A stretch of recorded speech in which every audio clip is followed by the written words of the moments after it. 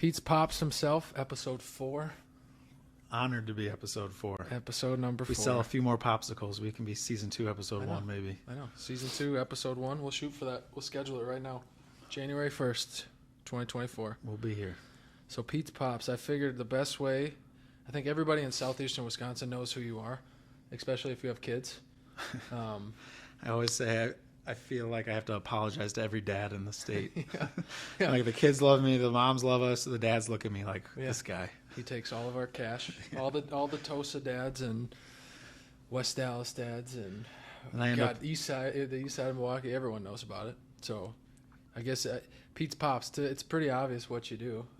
But you want to explain your company? Yeah, we make popsicles and ice cream bars. And so we make everything from scratch, all natural ingredients. We have over 100 flavors now. We sell them. We have 4 of our own stores, 15 of our own carts that go all over the state, franchise in St. Louis.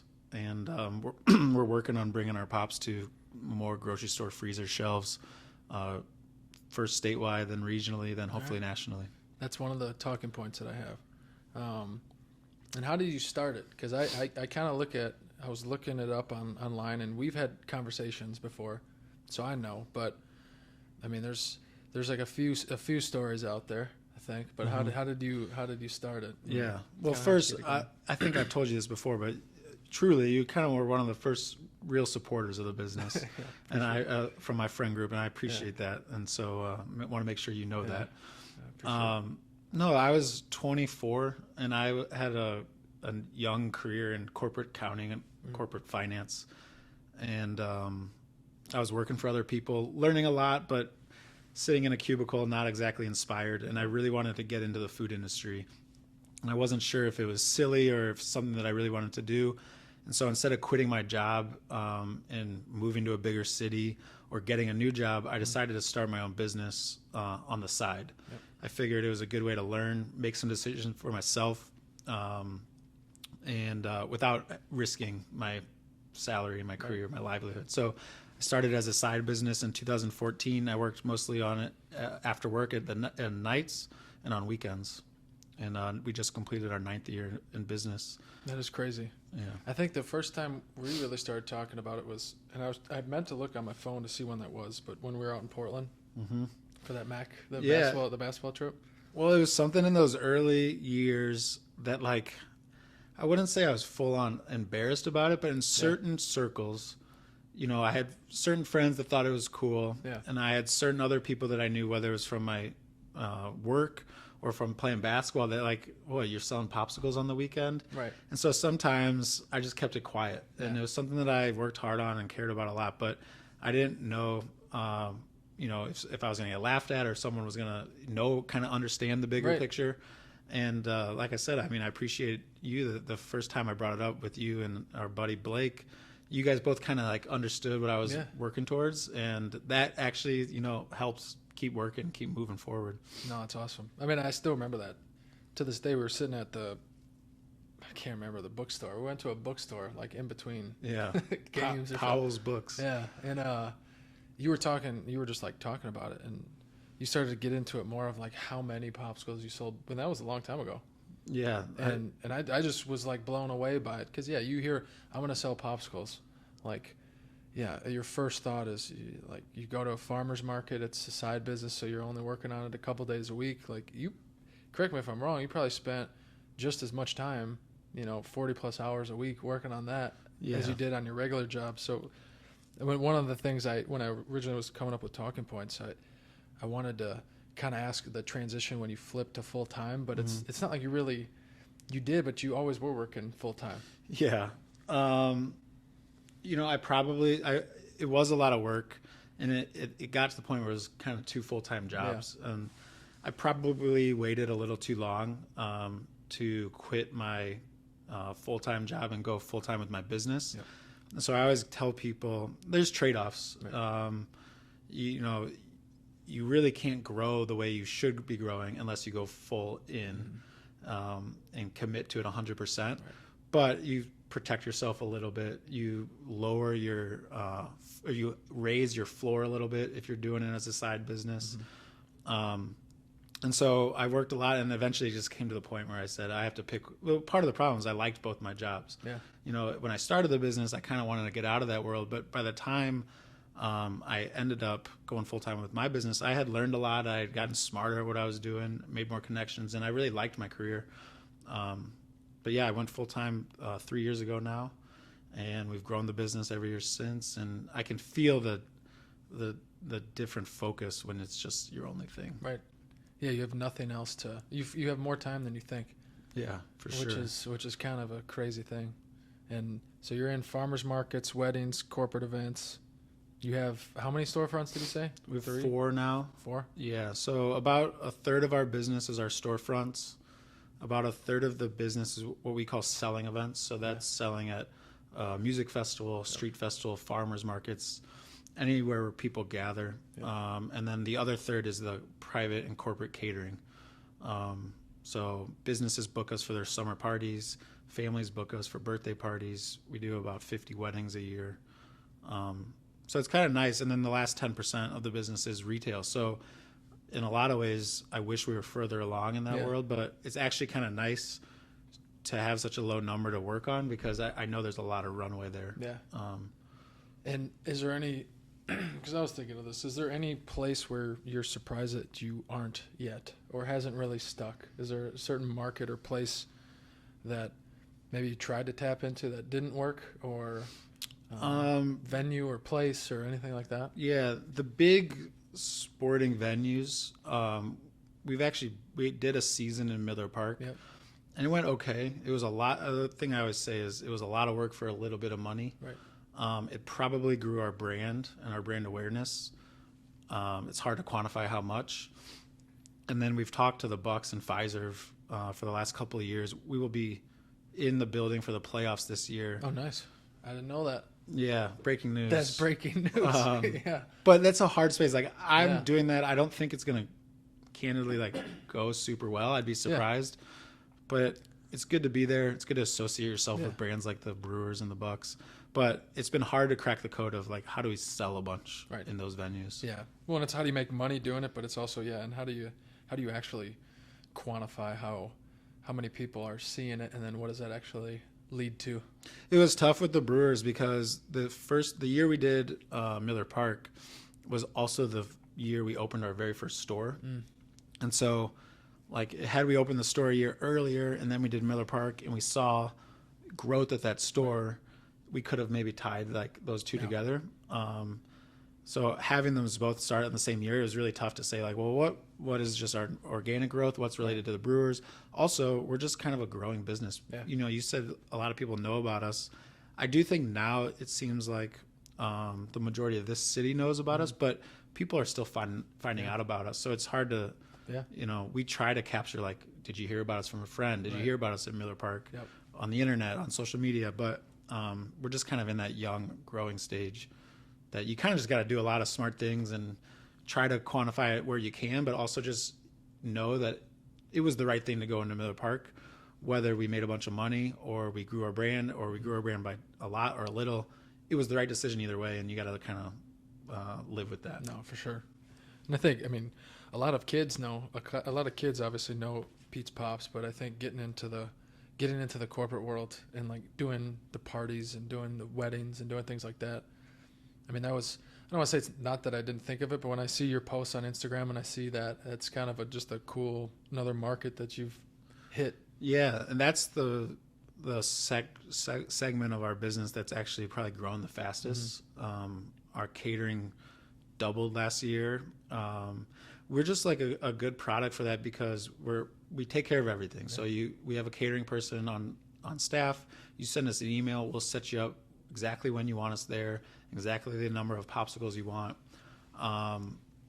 For a locally made product, we're probably the most flexible because we have tens of thousands of popsicles in inventory. So a bakery can't necessarily take a last minute order if they don't have time to bake. That's a good point. And we're also super affordable. Our catering price is $3 a unit. Yeah. Again, a local bakery, and there's no knock on them, but they can't sell a cookie for $3 a unit. So we can be affordable at big volumes, low volumes. We can be quick on turnaround if we get Yeah. a last minute request. Yeah.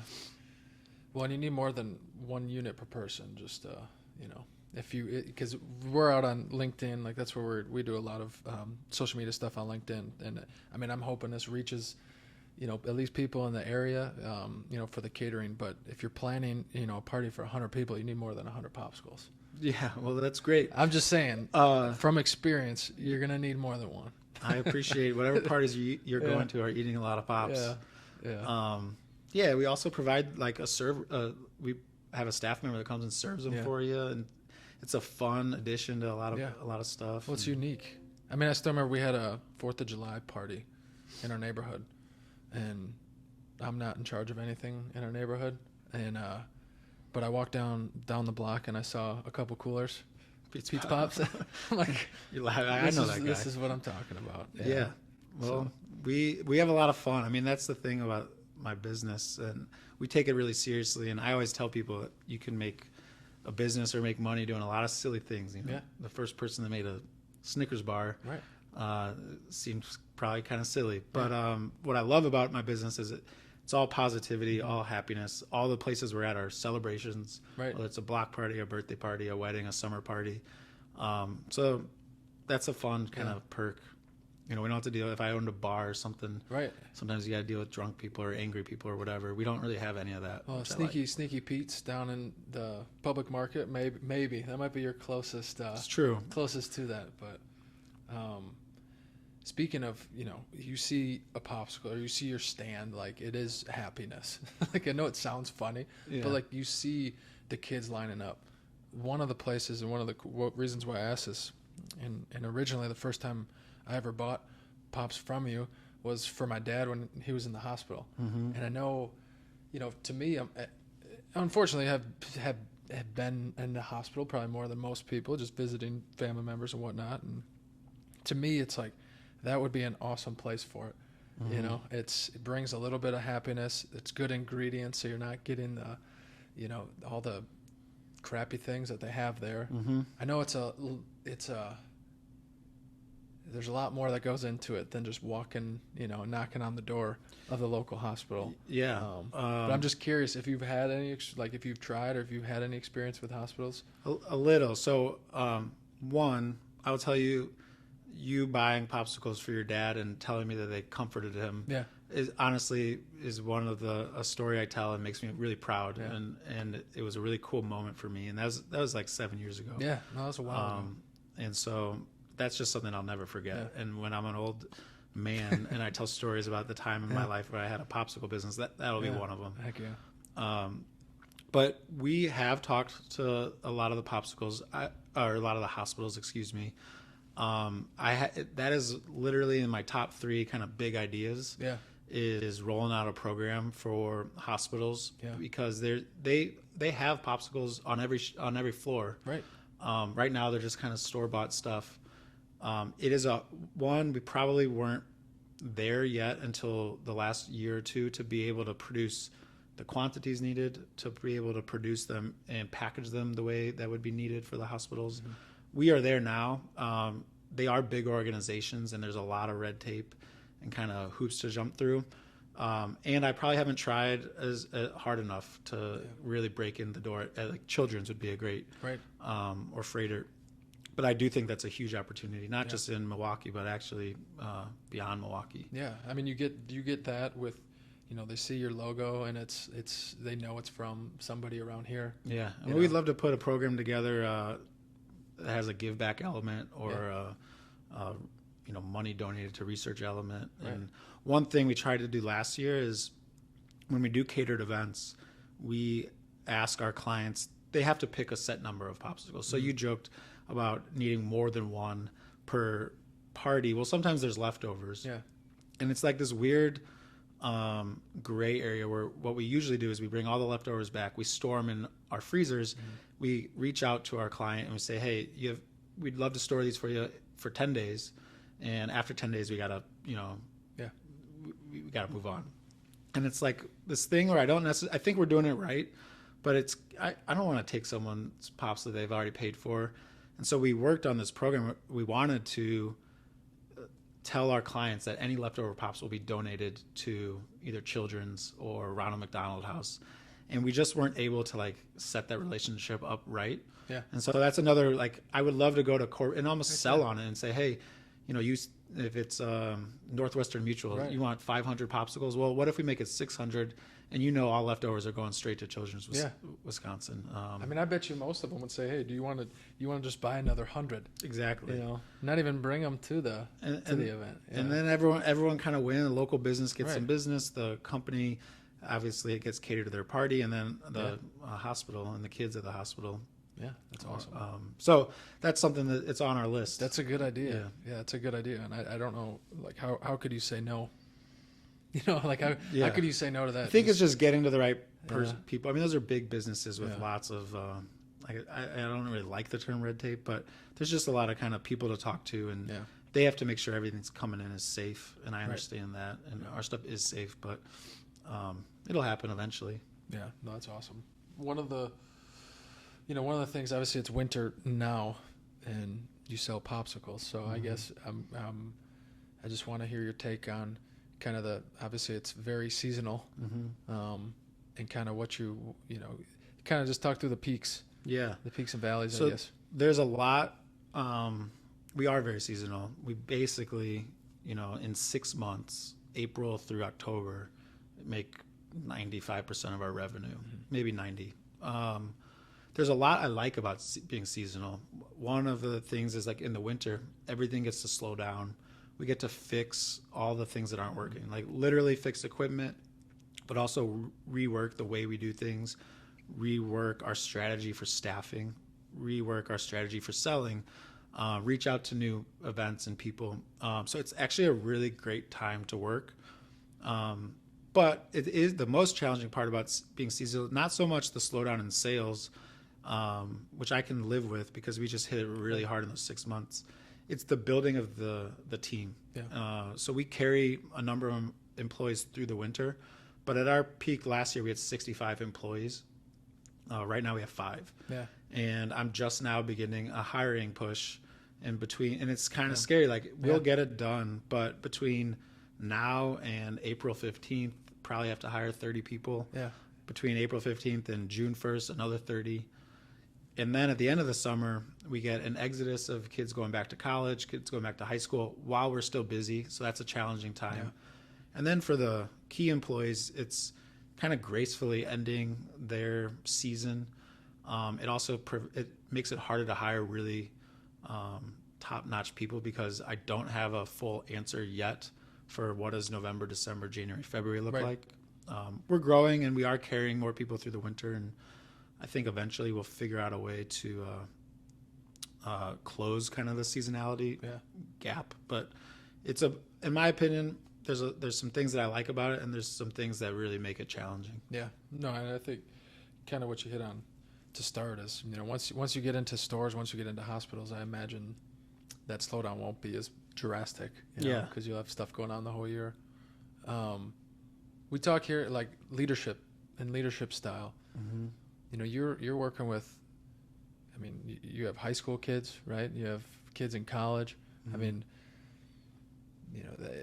I'm thinking back to when I'm in high school, when I'm in college, right? Just like how I was, I guess, how would you define your leadership style? Because, I mean, every time we go to any place, everyone is happy. Mm-hmm. Everyone is, like, I've never had a bad experience.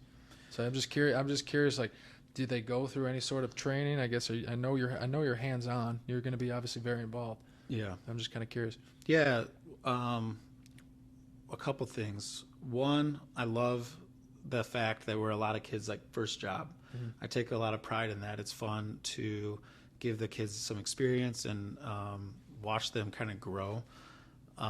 We also, because of the brand and the business we have, we do train them, and I'll talk about that, but we also just attract amazing kids that now have grown up enjoying our product and interacting with us, whether it was me 9 years ago selling popsicles or the first couple employees we started to have.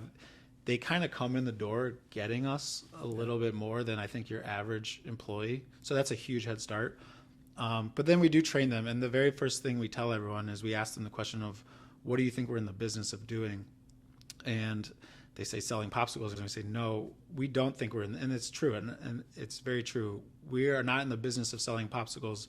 We are in the business of creating an experience for every single person that we interact with, whether it's a customer coming to our stores to buy a popsicle, whether it's a client that we're working with via email, whether it's a vendor that we're buying things with. We want to create a relationship, a bond, an experience with every single one of those people. Also with our coworkers, whoever you're working alongside. And we say that very first off. We make sure that they know their goal is not to give a popsicle, collect money. It's to create an experience for that person. And they do a great job at doing it. Yeah. No, it's awesome. I'm going to save that clip for me for sure. Just as a reminder. Cause here we kind of do the same thing. I mean, it's our business to solve problems, but it's also at the same importance. We're trying to build, relationships, and it's a lot of fun. I mean, the other thing is I love leading people, and I know you played college basketball. I was a fan of you. I played high school basketball. Running a business and leading through my business is the closest thing that I've ever felt to the feeling of playing sports, which I miss dearly. So that's a lot of fun. Yeah. I draw a lot of parallels there. And then the last thing I'll say, just to be transparent, is I used to think I was a great leader, but as we've grown, and we used to have 0 employees, then 5, and then 10, and now 65, and we're starting to hire people that are leaders themselves and have a lot more talent and experience. I failed a ton last year, and it's the first time I thought, am I good at this? I got to get better.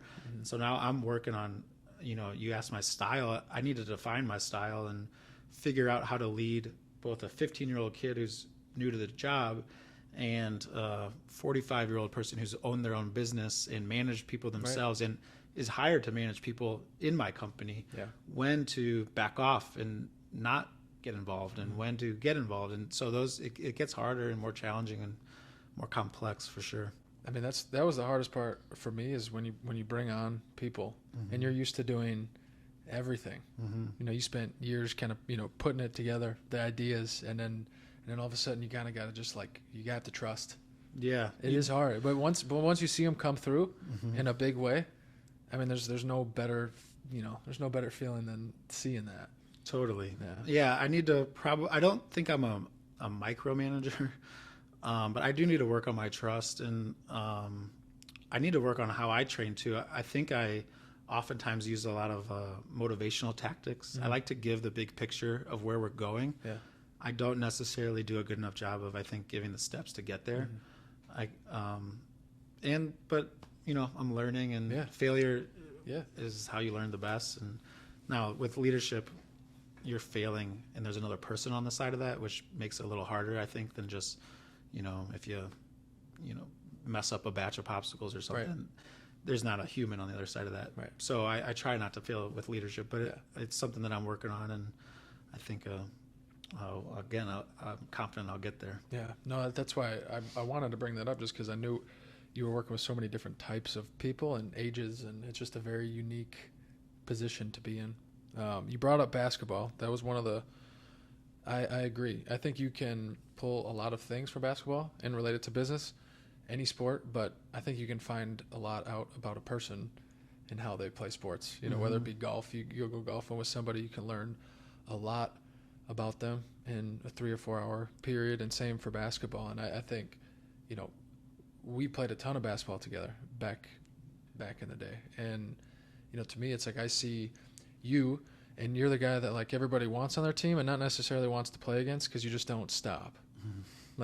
You don't stop. And it's obviously defense first, and that leads to your offense. And I think from an outsider perspective, looking at your business, I feel like you've run it the same way.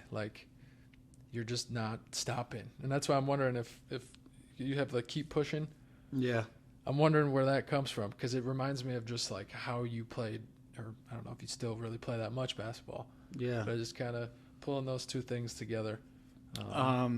I appreciate the kind words. I still took you down. Yeah. I was going to say, if I had the jump shot that you had, I might play a little different. I'd just chill at the 3-point line and make a couple of threes. I can't really shoot, so I do what I can. But I have never drawn that parallel to my business. But I will say I started the business with like literally $3,000, and so I'm comparing that to not having a jump shot, which I don't have a jump shot. And the first year, we basically broke even, but I saw that people really were enjoying the product, and so I took whatever I made and I did another year, and we made a little bit more, and I invested it back in the business, and so we've grown steadily over 9 years. And that is a little hustle grinder mindset, which is probably the way I play basketball. And I forget the other part of your question, but I love working hard. I mean, to care about, it's kind of corny, but you hear people say, do something that doesn't feel like work, or if you follow your passion, you'll never work a day in your life. I don't always love sayings like that, but I will say owning my own business, it feels that way. Right. I work really hard, but at the end of the day, it's fun. Yeah. I get a lot of enjoyment out of it. I get a lot of pride out of it. And so that's the way I like to work. That's the way I like to play, maybe. I'll tell you awesome. Another just related to basketball stories. I used to coach 7th grade basketball in the winter. So, about 5 years ago, I would do Pete's Pops was kind of my extra thing in the summers, and then I would coach 7th grade basketballs in the winter. And many of the kids that I coached 7th grade basketball have gone on to work for Pete's Pops, and it's just a really cool thing. They are great employees because they understand how to work as a team and the value of hard work. And they also walk into work and they call me coach still, and it's hilarious. And I get a kick out of that. Yeah, no, that's the other question I had was the keep pushing. Oh, keep pushing. Where did that come from? Keep pushing actually.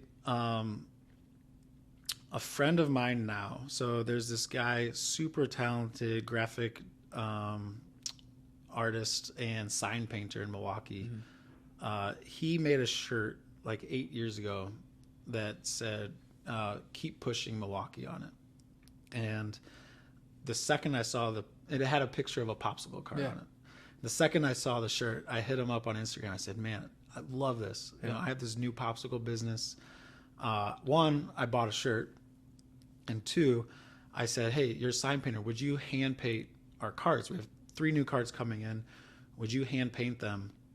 And I honestly don't remember if it was me or him at the time, but we put keep pushing on the front in like his script, and because he was trying to grow this shirt brand. And then we just kept working together. We became friends. I asked him if I could put keep pushing on the sticks.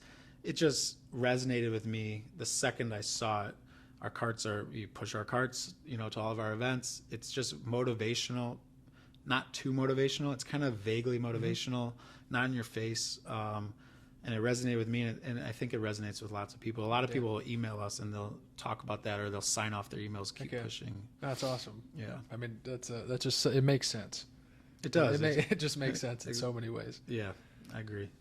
So I meant to ask you, you said you started off with $3,000. That was nine years ago.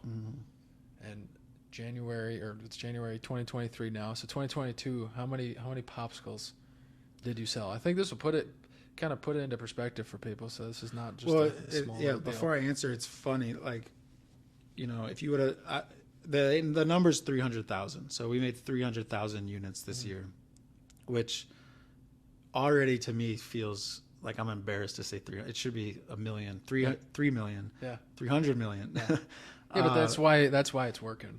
It feels tiny, but if you would have told me that 2 years ago, I would have said, holy crap, because, we grew about 40% this year.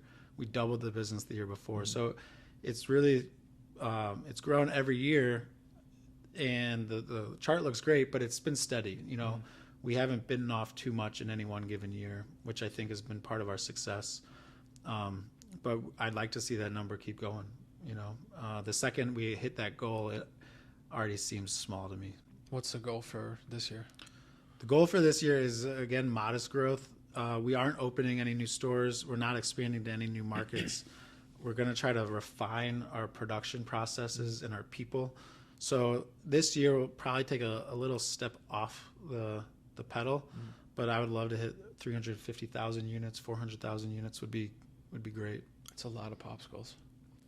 Yeah, all pretty much all in Milwaukee market. a little bit in St. Louis, a little bit in Iowa, a little bit in Illinois, but pretty much 90% in Wisconsin. So, and really Milwaukee. We want to go to Madison. We want to go to the northern suburbs of Chicago. We weirdly have a following in Des Moines, Iowa, because we do a giant music festival down there. Yeah. So there's a lot of room to grow. No, there is. There's a lot of farmers markets, and I see your Instagram, and I know you travel, and I was curious if obviously you go to warm places when you travel during the winter. Mm-hmm. I mean, has that ever been a thought, opening up somewhere? Yeah, it has. It feels like it should stay on the list of potential things to do next, but it just hasn't been the right move yet. Yeah. So we've looked at like a market like Phoenix. Phoenix has a lot of Wisconsin people that go down, snowbirds that go down there in the winter. Yeah. So we might have like a little bit of a start where there are a few people would say, hey, I've heard of this brand. Yep. Their seasons are almost like, I've been to Phoenix and people talk about weather down there the exact same way they talk about weather up here, but it's just flip-flopped. So it might be worth it. It depends what the strategy is. Like my plan for another market would be to open either a store or to put some carts in that market. Mm-hmm. Yeah, sure, if we can sell and make some money, but really it would be actually growing the brand and then going onto the grocery store shelves in that market, and the brand presence would be there so they actually move off the shelves. Yeah. Yeah, I mean, I guess the next steps with going into the stores. I mean, I know again it sounds easy to the outside world, but what's that process like? Starting it like we said 9 years ago to okay, now we're trying to figure out how we get into stores. Yeah.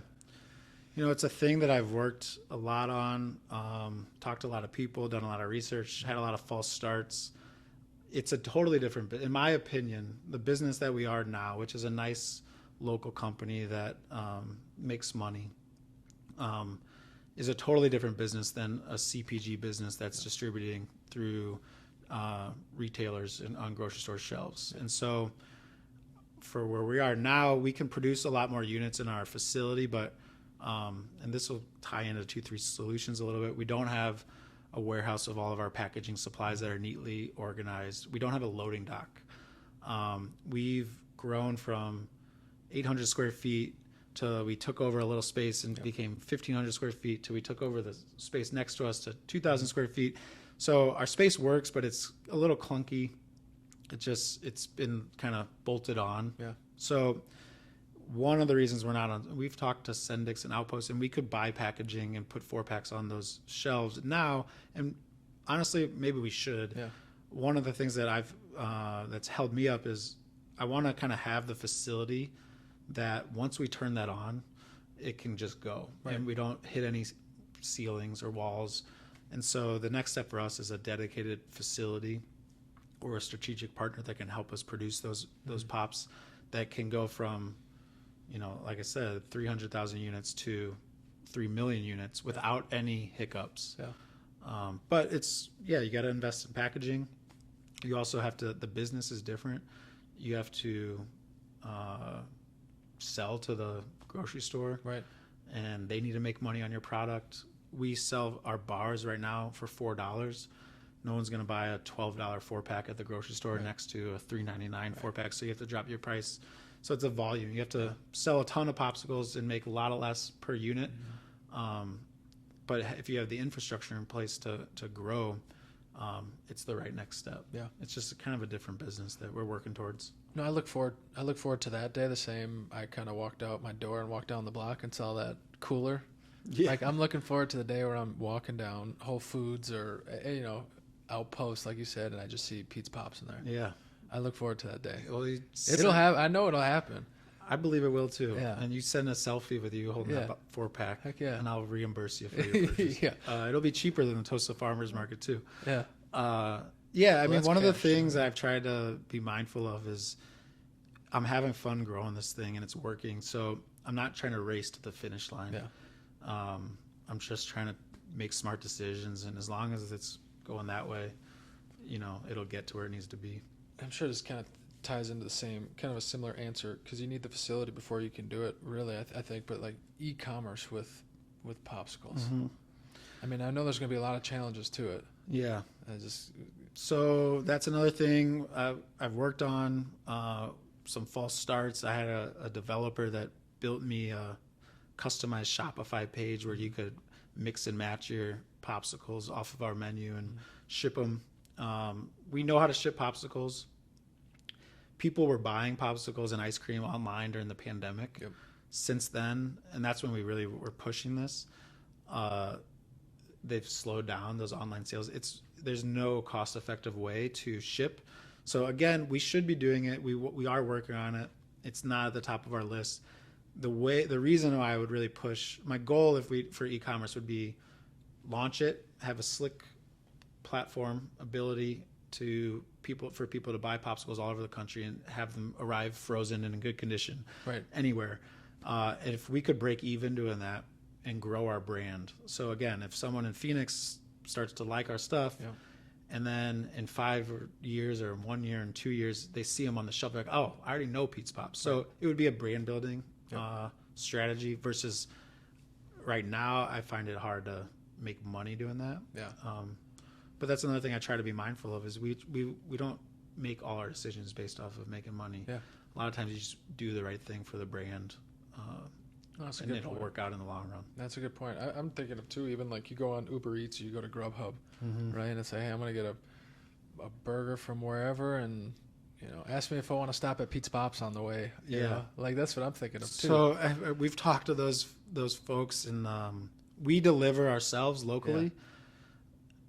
I'm nervous about, we've all gotten like a Chipotle burrito that comes and it's half wrapped and it's just cold and it's like, wow, this Chipotle burrito isn't what I really was hoping for. Yeah. So I'm worried about, and perhaps I worry too much. And I'm trying, as we grow, I'm trying to. That's valid though. Well, I'm worried about like the Uber Eats person that shows up a little late and he puts it on the heater. He puts it on the heater. Yeah. But, one of the things I've noticed is when I was a little younger and didn't have staff, and no one knew who we were, and I was kind of just doing it as a side business. I took a lot more risks, and you need to take risks to keep growing. And I find myself getting a little more risk averse, and I do fight against that, and I want to keep fighting against that because the second you start being defensive is when you kind of lose it a little bit. Yeah, no, I think that's definitely how you got to this point. Yeah. Yeah. It gets scarier as you grow. I mean, the risks are bigger and the stakes are higher, but you have to keep pushing yourself, and you have to keep taking those smart risks. Yeah. What's been your biggest surprise? What comes to mind first of just when you started the company? What's the biggest surprise to you? It's from when I started, and I'll share a story from last summer. It remains the same. It's the fact that people like our stuff as much as they do. Like, I remember the very first day I pushed the cart out to sell Pops in the 3rd Ward, and the first person that stopped and tried it. And the cool thing about our product is you get immediate feedback. Right. They try it right in front of you and they tell you what they think. And from that very first day, no one really stopped that first day, but the people that did stop, they're like, these are really good. Holy cow. And like I said, we do this music festival in Iowa, and it's in the middle of summer.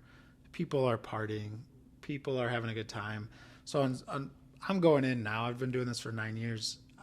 We're in the right place. There's a ton of people. They're spending money. In my head, we're providing a cold thing during a music festival. It's like shooting fish in a barrel. Yeah. And I don't know if they really care what they're getting. But we've now gone 2 years in a row, and we have people the second year that came back and they said, we bought these tickets just so we could come get these popsicles. We've been thinking about these all year. And people are giving me this feedback willingly, unprompted. They are buying 30 popsicles over the course of 3 days at $4 a piece. And I'm thinking to myself, I'm just surprised that they like them that much. And I'm proud of our product. I think we have a really good product. But to this day, it still kind of pleasantly surprises me that when someone's that passionate about, salted watermelon popsicle. Maybe you just stop. Yeah, don't even do e-commerce then. Just go to every music festival and you'll get. We're putting a crew together to go to more this year. Yeah, but it's simple, crazy. But it never gets old watching someone spend their hard-earned money on something that we made, Yeah. and then tell you that they really like it, and then come back the next week and tell you that they're back again. And that never gets old. Yeah. It's a little bit of an addictive feeling. Well, I know all of our, when we go down to the farmer's market, and I know anyone that has kids, I mean, my kids only want to go to the farmer's market for one reason. They're not going to get the vegetables, and they're going for a pizza pop. And so it's just, I just laugh every time. I want to send you a picture every time, but I feel like you get bombarded, I'm sure, by a lot of people on Saturdays. But, I said, what was the biggest surprise? And then you kind of led into, what are you most proud of? What are you most proud of? I mean, I'm proud of the whole thing. I can't believe it worked. Yeah. I was a 24-year-old kid, really, that just wanted to make a few business decisions for myself. I'm proud. You asked, another thing we train on is, you brought up the Tosa Farmers Market. I started there making these things myself and selling them to myself, and really selling them to my friends. I remember going there with Blake. Yeah. And selling to my friends and my friends' kids. All of my friends over the last 8 years have had their first and second, third kids. So one of the things we tell our employees is this business literally started with Pete serving his loved ones in their first babies. And so we take that really seriously, whether it's from the customer service standpoint, but making sure our product is safe, making sure we are really knowledgeable about all the allergens or potential ingredients that are in the popsicles. And so I'm proud that I've built this in my community around a lot of people that I care about. I'm proud of our product, proud of what we do. We try to give back to the community. Yep, that was my next thing. We donate a lot of product across the city. Again, like being a bunch of kids' first jobs, I never imagined that I would care that much, but it's something that I think is really cool and I'm proud of. And the type of place we have to work, I think it's a good business from the the financials. I can talk to any business person and hold a conversation, and I think I'm knowledgeable about that. But also from the silly stuff to being a 15-year-old's first job to a 1-year-old's birthday party. Like, I just think it's a really cool business that is a lot of fun, and I'm proud of just all the way around. Yeah. Notice, is it like when you think about it, like your target audience, for us, it's anyone that has a doctor, pretty much. That's our target audience. For you, it's like anyone that has a mouth.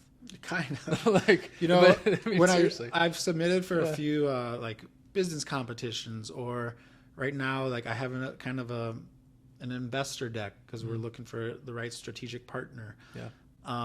And they always tell you to define your customer. And I actually am envious of hearing yours. Anyone with a doctor. Like, that's so simple and it makes a lot of sense. Well, and it just drives your behavior. When I try to think of my target customer, like I struggle because it feels like everyone. And I think one thing right now, you talk about like retail strategies, you can feel a lot of the popsicle brands are going after moms. But I think they're missing a lot. Like, I think the cool thing about Pete's Pops is we have kid-friendly flavors that attract kids. We have mom-approved flavors that are healthy, that moms will trust to eat themselves and to feed their families. But then we have like weird flavors like coffee and donuts or that's spicy pineapple that I kind of jokingly call dad flavors. Yeah. And those are my two favorite. Yeah, ironically, like, dad, they really are. I tell you, they really are. Those are the dad flavors, and those are dangerous. We just did one with an olive oil ice cream base that I think could rival any dessert in town, on any menu. So we do kind of hit, I think, across. You said anyone with a mouth, which is hilarious.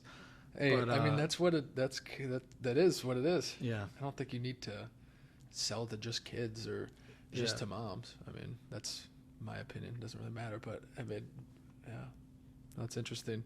I was going to ask you about giving back. I mean, anything specific with that? I know you guys do your cleanup is that once a year? You guys do neighborhood cleanup and every April we do a neighborhood cleanup, and then your West Side, which is where our like main location is, where we produce everything. That's grown every year, and it's one of my favorite days of the year. Yeah. In the fall, we end our season with a fall festival where we give away pumpkins and we give away popsicles, and We do all sorts of like fall activities for families. But then we also donate to a lot of auctions. And the cool thing about our product, we also go to a lot of events that have zero chance of making money. We don't go to make money. We go because we want to be a part of that event. I think of 16th Street Community Center does an event every spring that we just go because we want to be there and help them have a successful event. But the cool thing about our product is, if we go to an event and we don't sell anything, we can take it back and put it in our freezer and sell it the next day. If I had a food truck, I wouldn't be able to do that because you'd have to throw away that food. You'd have to, exactly what you can afford to give away. And we have a really flexible product that way.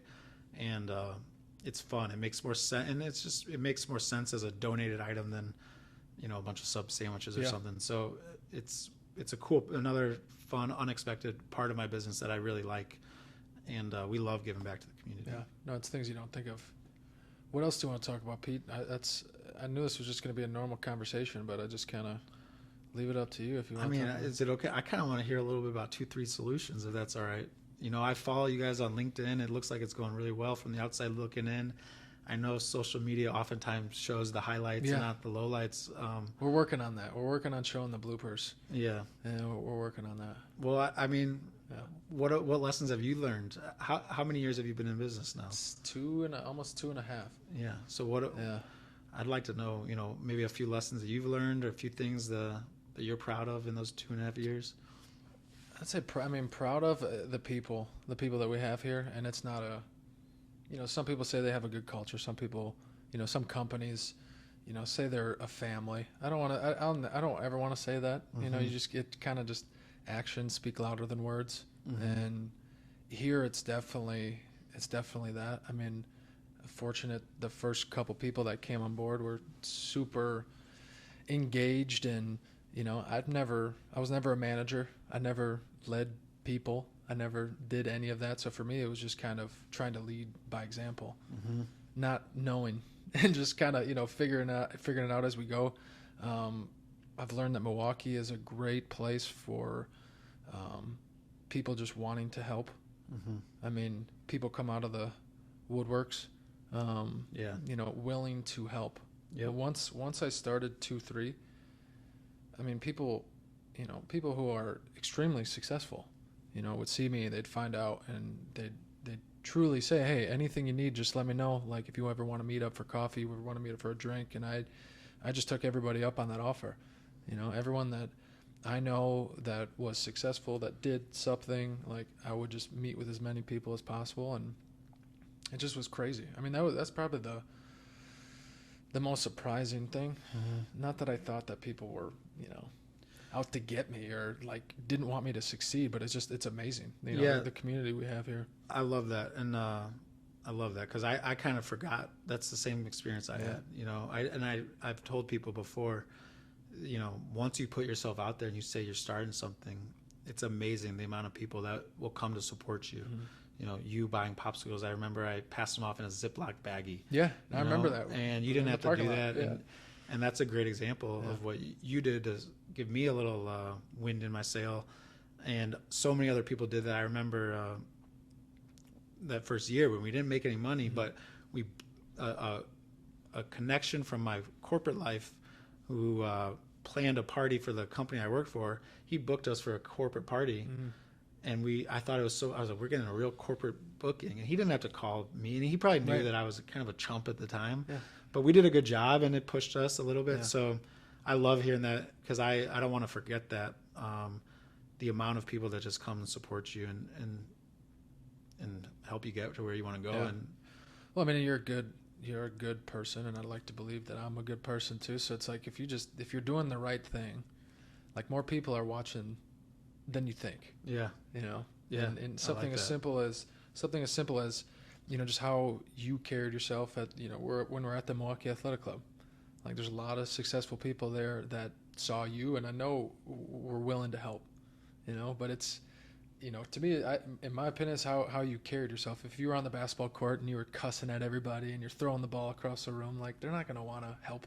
Yeah. Yeah, so it's true. It's just like when you look back. It's definitely been some a couple of games you missed, but. Yeah, but I mean, you can very far and few between. Yeah. But no, I think the Milwaukee community is in really, I mean, the Marquette community. Yeah. I didn't know that when I was going there. You know? Same. I We mean, we you were never probably talked so about it. focused on. Yeah, we never talked about it. Your college experience was probably a lot different than mine. I mean, it's a full-time job playing basketball for the team, I'm sure. For me, Marquette kind of kids stay in a little bubble. Mm-hmm. I do a lot of talking to Marquette now, and I always tell them, get out of the Marquette bubble. Yeah. Because the Marquette community is great and they will support you, but there's also the wider Milwaukee community. And, one of the things, I don't have really any regrets, but I wasn't as involved in Marquette stuff other than going to basketball games and going to classes. Yeah. And Marquette's been great to my business and something I really appreciate.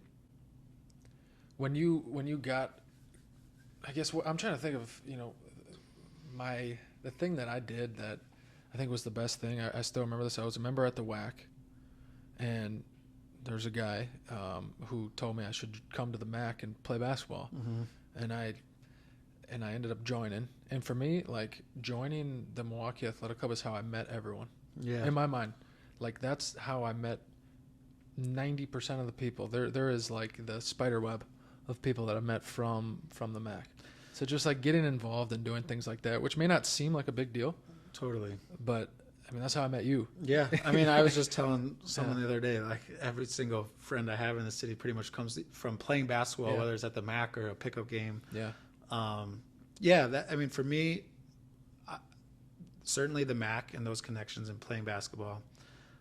I wanted to get in the food industry. And so, I would go out to eat and try to pick the brains of the people that were serving me. Heck yeah. Cooking the food. And early on, I remember 9 years ago, these guys, who is this accountant guy talking about popsicles? Yeah. But over time, I just kept showing up, whether it's at the events or at the restaurants or talking with the restaurants on social media. And eventually, I built a community in that world as well. Yeah. Community is a huge thing. The wider Milwaukee community, the food community, the Marquette community. It is amazing, and it's something I never want to forget, because sometimes you have hard days and you get jaded. Maybe I never want to forget the amount of people that supported me and my business. Well, I think I don't want to say subconsciously, because you're obviously what you're doing, but you're doing that for other people. You're doing it for the people that work for you, and that's what's on my mind too. When we have to me, I have younger, and I say younger kids, like they're just out of college, but it's like I want to help them the same way. Mm-hmm. I'm not in the position that the people who have mentored me are in any way, but I just I want to start that now. Yeah. I'm just way more aware of that than I was 3 years ago prior to starting this. Yeah, so it's a lot of fun. We just had an employee last year who she just worked one of our windows for us, kind of an easy job. She was in a summer break between college, and she just emailed us and we met. And I had no idea she's in school for event management, hospitality event management. And I told her, I said, we are booked by every corporate planner, wedding planner in the city, if not the state. And we're looking for someone to be our event manager ourselves this year. Yeah. I was like, if you come work for us, not only will you get to build our events and produce them for us, but you're going to be interacting with all these companies and people. And I'll personally would be happy to connect you so that after this year, you can either come back to us or you can roll off into, a different gig. And we never try to hold on to people. Mm-hmm. I want to make sure they're growing and always going after the opportunities that if we can't provide them, get them to where they need to go or want to go. Yeah. That's similar to us too. Like, you get to work with every type of customer, and business wise, corporations. So that's a good point. I mean, it's just every day is different. Mm-hmm. And that's kind of the benefit of what we do, is we work with so many different types of people, and we're in so many different places where, we just had one guy who just graduated from college, and he doesn't know what he wants to do yet. And so he's going to come work for our install company. Yeah. And he has an idea of what he wants to do in the summer, but he can't start until the summer. So I'm like, hey, just come start this. You know, we're going to give you the same books we give everybody else to read. You know, you will learn something. Yeah, he's going to learn a lot probably. He'll ask questions. And you will learn something. And if probably be a hungry employee too. Yeah, and it's like, hey, if you go and do this other thing, I'm okay with it. I'm perfectly fine with it. Do I want you to stay? Most likely. I'll most likely want you to stay. Yeah. But it's not, you know, if you would have told me that a year ago, I'd be like, no, you have to stay here for as long as possible. Hey, if there's something better out there for you to do and we can help you get there, I don't want to, and I'm not telling that to everybody, right? But like, there's some situations where that just makes sense. Yeah. I mean, same. I would love if we are growing and can provide those opportunities and they're a good person and they want to work for us and we want them to work for us too, then let's keep going. But, you know, we're still growing. And so if we can just help get those people to the next stage, if we can't provide that opportunity, then all day long. I love that. There's one, it wasn't me saying it. I remember hearing it somewhere. It was like, you train people so that they can, you know, basically leave and go anywhere, but you treat them so that they want to stay. I love that. Like, yeah, it's so simple. Yeah, but that's how it should be. That's how it should be. And really, I love that. That's how we've been doing it, and we're fortunate to have been able to grow and then have more opportunities for everybody. So we've been fortunate to be in a good spot with that. That's awesome. Well, I told you, man, my current goal is to move into a new, bigger facility that requires us to pick up the phone and call 2-3 Solutions and build us the warehouse of our dreams and have all of our packaging supplies, you know, overhead and organized and nice, safe aisles to walk down. And maybe we'll have our own forklift that's loading popsicles into a semi. That'll be a good day. It's going to happen. I know it will. That'll be a good day. So you just let me know. You just shoot me a text when you want to start that conversation. Okay. We'll get it going. Noted. All right, man. I appreciate you coming in. It's nice seeing you. Appreciate you having me. It's fun.